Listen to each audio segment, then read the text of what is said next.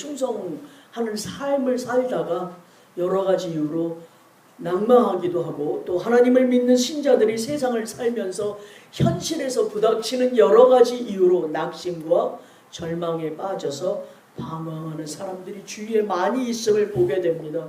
오늘 본문의 주인공은 엘리야입니다. 엘리야는 그야말로 하나님의 말씀대로 순종하고 충성스러운 선지자였어요. 그는 사룻밭 그 과부의 가로통과 그 기름병이 마르지 않게 하였고, 여인의 죽은 아들을 살렸고, 바알과 아세라의 선지자 850명을 갈멜산에 모여서 대결해서 승리하고, 3년 6개월 동안 비가 내리지 않던 이스라엘을 위하여 기도함으로 비를 내리게 하였던 그런 능력을 행했던 선지자였습니다. 이러한 그가 이세벨의 그 보복 소식을 듣고서는 한없이 좌절에 빠지게 됩니다. 그렇게 해서 이세벨을 피해서 도망해서 절망 속에 있는 엘리야에게 하나님께서 찾아오셔서 만나주시고 이를 일으켜주시고 회복시키는 그러한 이야기입니다.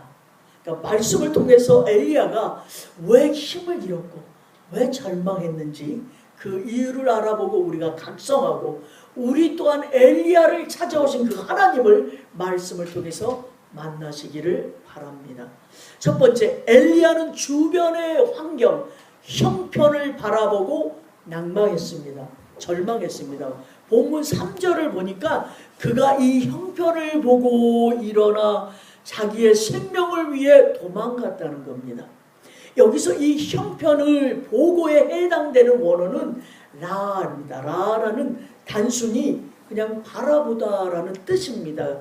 어떤 영어 그 번역본에는 당시의 그 상황에서 엘리야가 띄었을 어떤 그 정서적인 반응으로 그 반응을 주목해서 이렇게 해석해요. 두려워했다. 엘리야가 두려워했다. He was afraid. 이렇게 번역합니다. 그러니까 즉 이세벨이 자기를 죽이려 하는 것을 보고 듣고 두려워서 도망갔다는 겁니다. 어디로? 브엘세바로. 이 브엘세바는 이스라엘 그 이스라엘부터 남쪽으로 한 142km가 떨어진 곳이에요.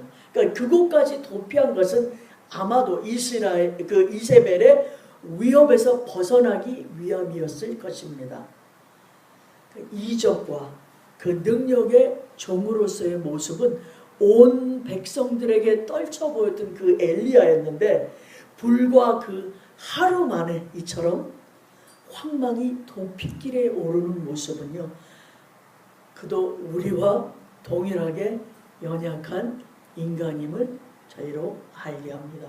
또한 엘리야가 행한 이러한 이적적인 권능은 오직 여호와께로 말미암은 그런 사실을 우리가 깨닫게 되는 것입니다. 그러니까 하나님을 바라보고 용기를 내었던 사람이 하나님을 보는 것이 아니라 이제 자신을 바라보는 순간 이런 두려움에 사로잡힙니다. 그러니까 겁이 많은 것이요, 인간 본래의 모습입니다.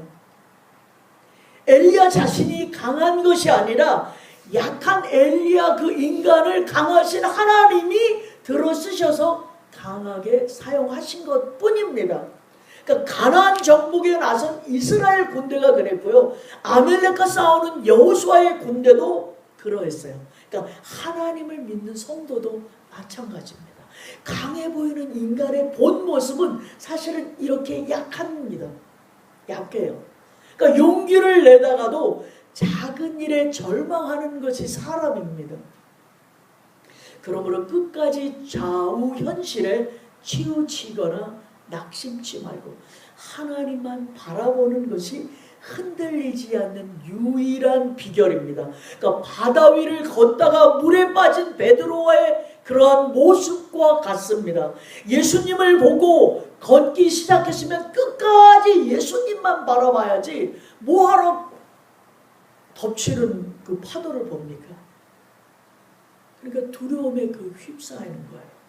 열왕기상 18장의 갈멜산 대결에서 그때도 형편이 그렇게 좋지는 못했어요. 그런데 엘리야는 조금도 위축되지 않고 승리했는데 그 이유는 형편을 보지 않고 하나님만 바라보았기 때문입니다. 그랬던 엘리야가 이세벨이 이제 내일 이맘때에 너를 죽일 거야 하는 협박과 이세벨의 주변 환경이 막강한 군사력을 보고 두려움에 빠진 거예요. 절망에 빠진 거예요. 그러므로 우리는 우리의 답답한 현실, 좋지 않은 환경이나 형편을 바라보지 말고 오직 주님만 바라보고 일어나야 할 것입니다. 아멘. 어느 날 사탄이 자기 부하들을 전부 모아놓고 회의를 열렸어요.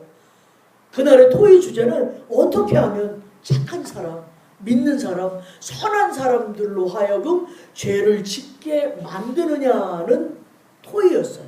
그러니까 한 악령이 벌떡 일어나 저는 그에게 죄를 짓는 즐거움과 기쁨을 알려줘서 죄를 많이 지으면 상을 주겠다고 이야기할 겁니다. 또 하나의 악령이 나는 그에게 선행은 고통스럽고 슬픈 거야. 어려운 거야. 그리고 아무런 너에게 이득이 없어. 그러니까 착한 일 하지 마. 이렇게 설명을 해줄 겁니다. 마침내 또 다른 악령이 이렇게 얘기했어요. 그의 영혼을 낙심과 절망에 빠뜨리겠습니다. 라고 하니까 이 짤막한 응답을 듣고 나서 사탄은 기쁨에 넘쳐 소리를 쳤다고 합니다. 옛날에 한 작가가 말하기를요. 모든 절망은 악마로부터 온다라고 했습니다.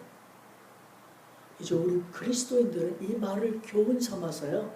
제발 깊이 마음에 새겨서 죄에서 멀리 떠나야 하는 것처럼 낙심에서도 완전히 떠나야 한다는 것을 깨달아야 할 것입니다. 그러므로 시편 42장 5절에 내 영혼아 네가 어찌하여 낭망하여 어찌하여 내 속에서 불안하여 하는고 너는 하나님을 바라라 그 얼굴의 도우심을 인하여 오히려 찬송하리로다.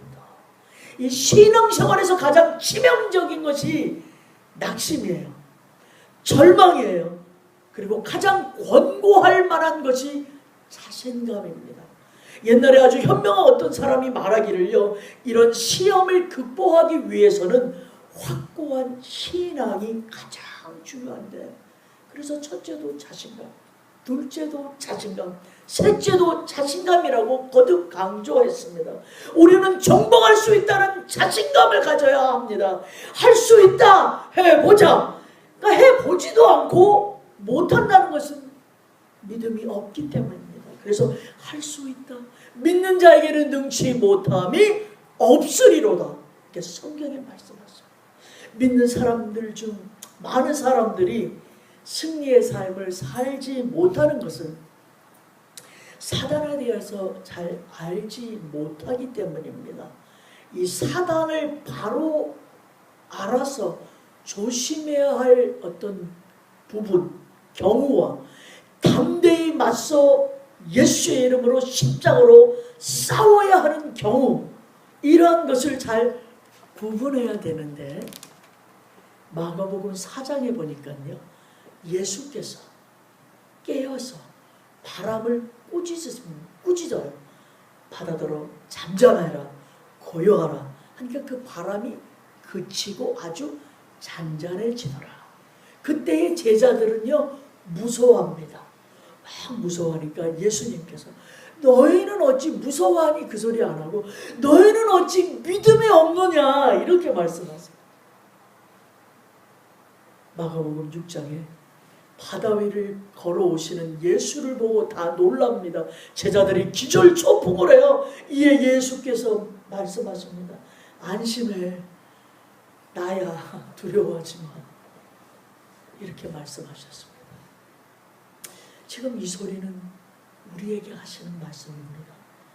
지금 현재 주변의 환경, 그 파도를 보지 말고 내가 여기에 있으니 네 옆에 있으니 안심해. 안심해. 두려워 마라. 이사야서 41장 10절 이후에 이렇게 말씀이 있습니다. 두려워하지 마라. 내가 너와 함께 함이라. 놀라지 마라. 나는 내 하나님이 됨이라. 내가 너를 굳세게 하리라. 참으로 너를 도와주리라. 참으로 나의 의로운 오른손으로 너를 붙들리라. 보라, 너에게 노하던 자들이 수치와 욕을 당할 것이요 너와 다투던 자들이 아무것도 아닌 것 같이 될 것이며 멸망할 거야.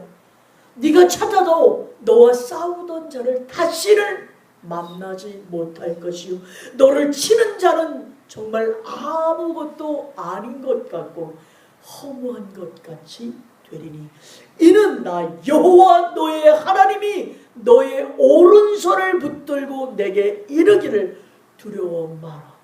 내가 너를 도우리라. 아멘. 그러니까 하나님을 바라보면 하나님이 나의 하나님이 되시고 나를 도와주신다는 겁니다.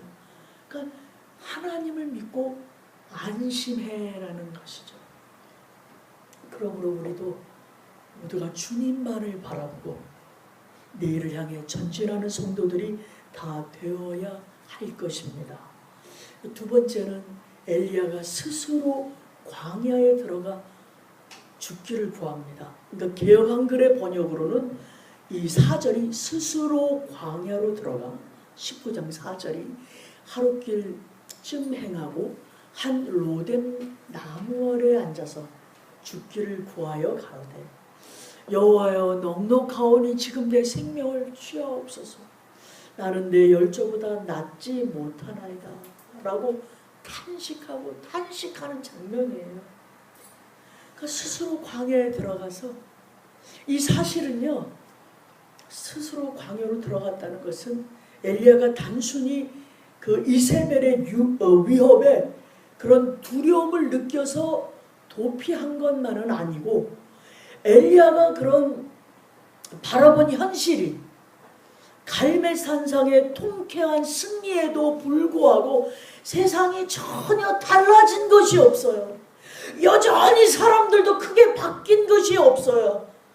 이런 상황에 본인이 이렇게 직면하게 되자 전날의 승리가 컸던 그만큼 엘리야는 그에 비하여 더 낙담하고 좌절감을 느끼게 된 것입니다.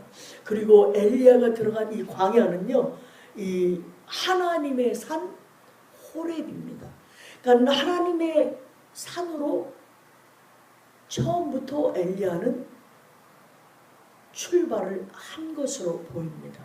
그래서 그곳 로뎀 나무, 그러니까 사막의 메마른 그 골짜기에서 흔히 볼 수 있는 콩과의 식물이래요.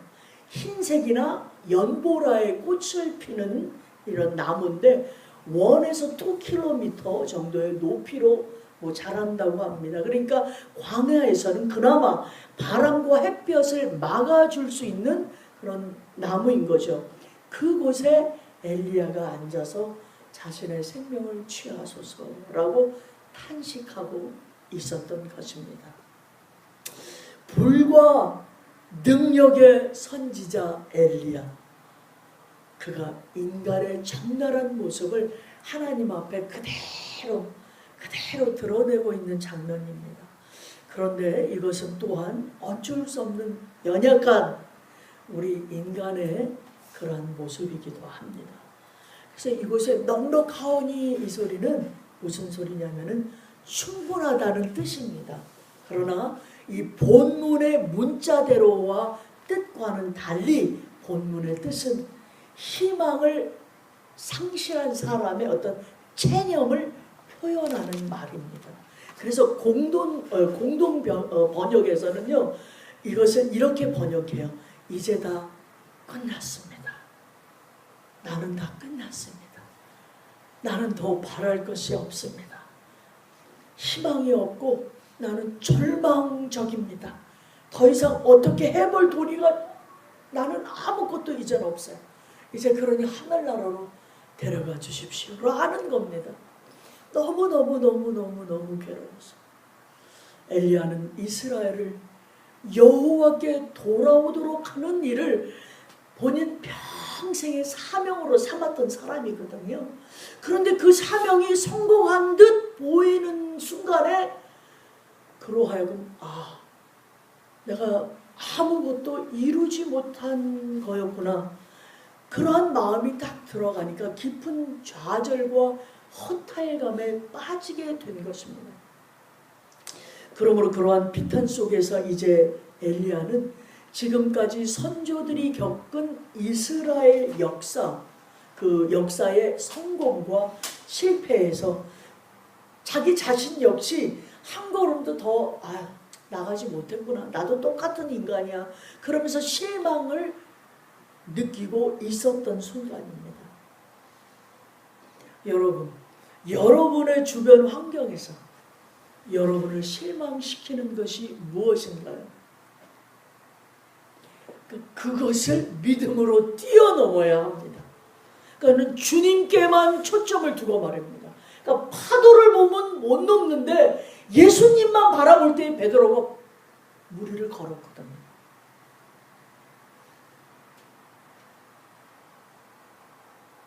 세상과 구별되어서 거룩한 삶을 살고자 하는 우리 성도들에게는 세상으로부터 때때로 박해를 당하기도 합니다. 학교나 직장 또는 가정에서도 박해하는 사람들이 있습니다.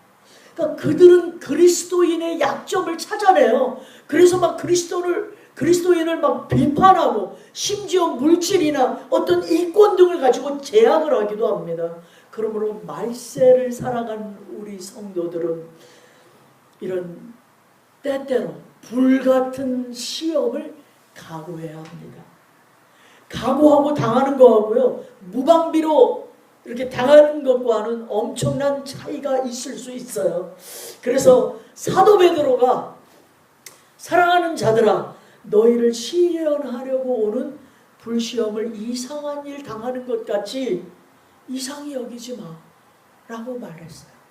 이 성도들은 예수 그리스도를 믿기 때문에 고난이 자기 자신들은 싹 피해가리라고 생각하기 쉽습니다. 그러나 그런 것이 아니고요, 그리스도인의 삶은 어떤 고난과 시련일지라도 믿음으로 이겨내는 것입니다. 성령님의 도우심으로 극복해내는 삶인 것입니다. 약한 자로 강하게 하시는 예수님만